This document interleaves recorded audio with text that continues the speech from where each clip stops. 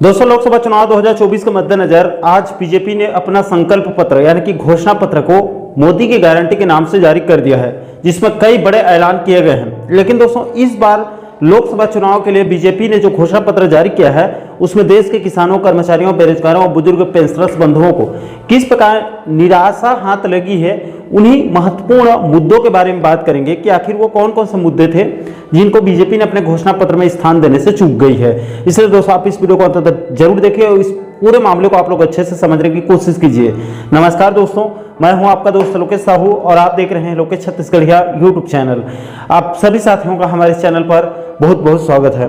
दोस्तों, जैसे कि आप सभी साथियों को पता होगा कि इस समय देश में लोकसभा चुनाव का रंग चढ़ चुका है और देश भर में बाकायदा आचार संहिता भी लागू हो चुके हैं और चुनाव संपन्न कराने के लिए बाकायदा कर्मचारियों की ट्रेनिंग भी शुरू हो चुकी है। भी अब धीरे धीरे अपना घोषणा पत्र भी जारी कर रहे हैं। कुछ दिन पहले ही कांग्रेस पार्टी ने अपना न्याय योजना के तहत घोषणा पत्र को जारी कर दिया है, जिसको आप लोगों को इस वीडियो में पहले ही विस्तारपूर्वक बता चुका हूं।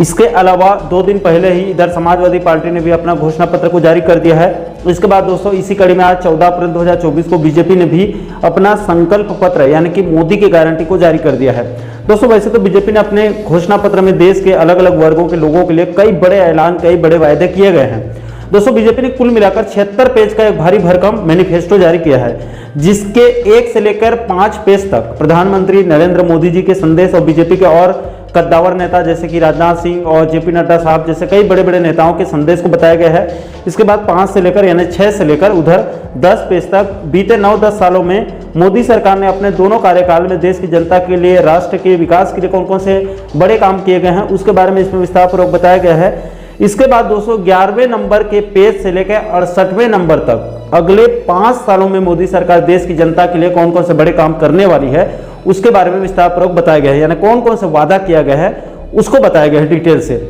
दोस्तों, इसमें बीजेपी के द्वारा देश के गरीब परिवारों के साथ साथ नारी शक्ति सशक्तिकरण, इसके बाद देश के युवाओं के साथ साथ किसानों, श्रमिकों और शिक्षा और चिकित्सा के साथ साथ खेल और संस्कृति,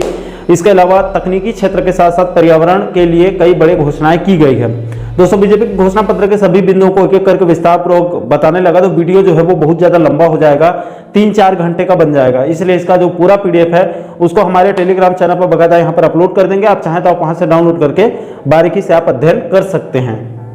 दोस्तों, मैं आपको उन चीजों के बारे में बताना चाहूंगा जिसके बारे में निज चैनलों में बात नहीं हो रही है सही ढंग से, जो कि मुझे लगा कि उन मुद्दों के बारे में बात करना बहुत जरूरी है, क्योंकि बीजेपी के घोषणा पत्र में से जो है वो देश के किसानों, कर्मचारियों, बेरोजगार और पेंशनर्स बंधुओं को बहुत ज्यादा उम्मीदें थी, क्योंकि ये पार्टी जो है वो रूलिंग में थी, 10 साल से सत्ता में थी, लेकिन उनके प्रमुख मुद्दों पर बीजेपी ने अपने मैनिफेस्टो में कोई स्थान नहीं दिया है। इसलिए इन वर्गों को खासी निराशा हुई है। दोस्तों, सबसे पहले अगर हम देश के किसानों की बात करें तो इस समय देश भर के किसानों की 2 सबसे बड़ी मांग या जरूरत है, जिसमें सबसे पहले एमएसपी गारंटी कानून और दूसरा कर्जा माफी। और इन दोनों मांगों को कांग्रेस ने प्रमुखता के साथ अपने घोषणा पत्र में स्थान दिया है। पिछले वीडियो में आप लोगों को बताया भी था। इसलिए किसानों को बहुत उम्मीद थी कि बीजेपी भी देश के किसानों के लिए एमएसपी गारंटी कानून लाने और किसानों के कर्जा माफी का ऐलान कर सकती है, लेकिन बीजेपी के मैनिफेस्टो से ये दोनों बड़े वादे गायब हैं, जिससे किसानों को निराशा हाथ लगी है। इन दोनों मांगों को बीजेपी को अपने घोषणा पत्र में प्रमुखता के साथ स्थान देना चाहिए था।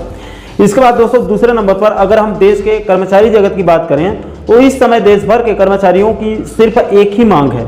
जो 2004 से पुरानी पेंशन योजना को बंद करके ओपीएस के स्थान पर एनपीएस लागू किया गया है, उसको वापस लेकर फिर से 2004 से जब से ओपीएस बंद हुआ है तब से देश भर के सरकारी कर्मचारियों के लिए फिर से ओपीएस को बहाल किया जाए। इसको लेकर बीते 5 सालों के अंदर, खास करके अभी हाल ही के 2-3 साल में देश भर में कई बार कर्मचारी संगठनों के द्वारा कई बड़े बड़े आंदोलन भी हो चुकी है, लेकिन अभी तक मोदी सरकार के कान में जू तक नहीं रेंग रही है। और न ही इस बार भी बीजेपी ने अपने घोषणा पत्र में भी ओपीएस यानी कि ओल्ड पेंशन स्कीम यानी पुरानी पेंशन योजना को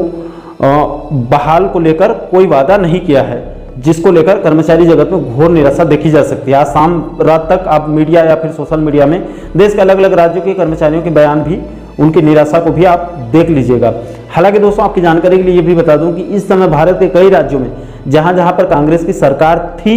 या फिर अभी है, वहां पर ओपीएस बहाल हो चुकी है, जैसे कि राजस्थान, छत्तीसगढ़, हिमाचल प्रदेश में पुरानी पेंशन योजना बहाल हो चुकी है। इसलिए देश भर के कर्मचारी मोदी सरकार से उम्मीद कर रहे थे कि आज बीजेपी के घोषणा पत्र में कम से कम ओपीएस बहाली का वादा किया जा सकता है, उनके इस गंभीर मुद्दे को प्रमुखता के साथ स्थान दिया जा सकता है, लेकिन ऐसा नहीं हो पाया। इसलिए अब कर्मचारी जगत में निराशा छा चुकी है। हालांकि दोस्तों, कांग्रेस ने भी अपने मैनिफेस्टो में कर्मचारियों के लिए ओपीएस बहाल करने का वादा नहीं किया है, अपने घोषणा पत्र में उसको स्थान नहीं दिया है, जबकि यह कर्मचारी जगत की सबसे बड़ी मांग और सबसे बड़ा मुद्दा है। इसको नजरअंदाज नहीं करना चाहिए। और दोस्तों, नैतिक रूप से देखा जाए तो ये कर्मचारियों का हक भी है, क्योंकि हमारे देश में एक अनपढ़ नेता को जीतने के बाद वो विधायक और सांसद जब बनता है, जितनी बार वो विधायक और सांसद बनता है उतने बार की उसको पेंशन और अन्य भत्ते मिलते हैं। लेकिन एक सरकारी कर्मचारी जो बेचारा अपनी पूरी जवानी पढ़ाई लिखाई में, सरकारी नौकरी की तैयारी में खपा देता है और बाद में नौकरी लगने के बाद देश की सेवा के लिए अपने घर परिवार को त्याग कर बची हुई आधी जवानी को समाज की सेवा में खपा देता है, उस बेचारे को उसके हक का ओपीएस भी नहीं मिल सकता, एक ओपीएस भी नहीं मिल सकता। ये कहाँ का न्याय है? अगर ओपीएस को बंद करना ही है तो पूरी तरह से सभी के लिए बंद कर देनी चाहिए, मगर एक आदमी को जो 5 साल सेवा करने वाले को आप पेंशन दे रहे हैं और एक आदमी जो है वो जीवन भर सेवा करने के बाद उसको कुछ नहीं मिलता है, तो यहाँ पर तो विरोध होगा ही होगा। इसके अलावा दोस्तों, बीजेपी की तरफ से आज जो घोषणा पत्र जारी किया गया है उसमें कर्मचारियों के महंगाई भत्ता यानी कि डीए को लेकर एक बड़ा वादा ये करना चाहिए था। जैसे ही केंद्र सरकार अपने केंद्रीय कर्मचारियों पेंशनर्स को डीए देती है, उसी तारीख से एरिया सहित राज्य सरकारों को भी अपने कर्मचारियों पेंशनर्स को भी केंद्र के समान डीए देने के लिए एक सख्त कानून बनाने का आज वादा करना चाहिए था, ताकि राज्य सरकारें कर्मचारियों और पेंशनर्स के डीए के एरियस राशि को न डकार सके। इससे कर्मचारियों और पेंशनर्स को भारी आर्थिक नुकसान उठाना पड़ता है। इसके बाद तीसरे नंबर पर आज बीजेपी के घोषणा पत्र से देश के बेरोजगारों को भी बड़ा झटका लगा है। बीजेपी ने अपने घोषणा पत्र में जरूर सरकारी नौकरियों की भर्ती में पारदर्शिता और पेपर लीक को पूरी तरह से समाप्त करने और मुद्रा लोन को बढ़ाने का वादा जरूर किया है, लेकिन अगर उनकी सरकार फिर से बन जाती है तो आगामी 5 सालों में वो सरकारी विभागों में रिक्त पदों को भरने के लिए क्या करेगी, अगले 5 सालों में कितने लाख या फिर करोड़ युवाओं को पक्की नौकरी देने वाली है, इसका कोई ऐलान नहीं किया गया है, कोई वादा नहीं किया गया है। अब ऐसे में देश के युवा मोदी सरकार पर कैसे भरोसा कर पाएंगे? तो बीजेपी के घोषणा पत्र में इसकी भी बड़ी चूक हुई है। इसके बाद दोस्तों, अंत में बीजेपी के घोषणा पत्र ने आज देश के पेंशनर्स या फिर वरिष्ठ नागरिकों को भी निराश कर दिया है। दोस्तों, बीजेपी के घोषणा पत्र में वरिष्ठ नागरिकों के लिए, जिसमें बुजुर्ग पेंशनर्स बंधुओं के लिए एक उनके तरफ से एक मांग बार बार किया जा रहा है, क्योंकि हम लोग पेंशनर्स के मुद्दों पर वीडियो बना रहे हैं, तो कई राज्यों के पेंशनर्स, छत्तीसगढ़ हो चाहे मध्य प्रदेश हो, उनके तरफ से उनको भी स्वास्थ्य बीमा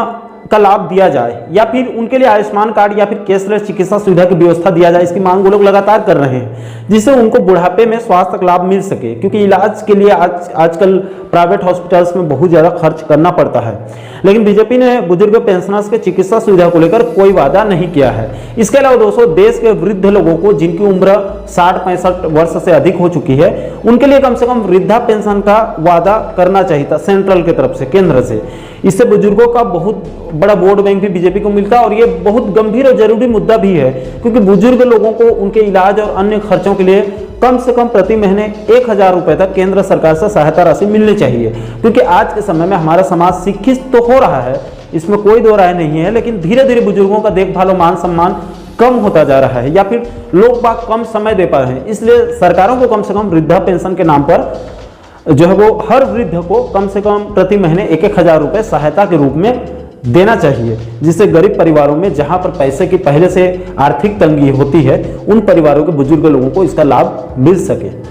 तो दोस्तों, बीजेपी ने आज लोकसभा चुनाव 2024 के मद्देनजर आज अपना संकल्प पत्र यानी कि घोषणा पत्र को जारी कर दिया है, जिसमें मोदी गारंटी के तहत देश की जनता के लिए कई बड़े बड़े वादे किए गए हैं। लेकिन दोस्तों, इस पर बीजेपी ने देश के किसानों, कर्मचारियों, बेरोजगारों और पेंशनर्स, बुजुर्ग पेंशनर्स और वृद्ध लोगों के प्रमुख मुद्दों को नजरअंदाज करके कहीं ना कहीं इन वर्गों को निराश जरूर कर दिया है। बाकी दोस्तों, इस विषय को लेकर आप लोगों की क्या राय है? बीजेपी के घोषणा पत्र को लेकर आप लोग क्या सोचते हैं? आपके हिसाब से क्या इस बार देश की जनता मोदी की गारंटी को स्वीकार करेगी, या फिर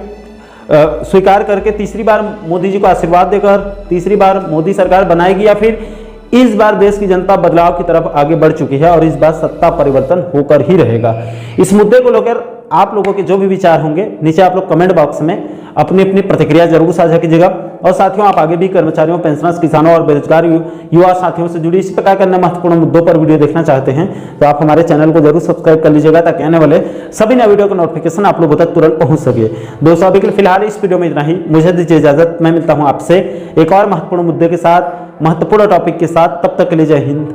जय छत्तीसगढ़।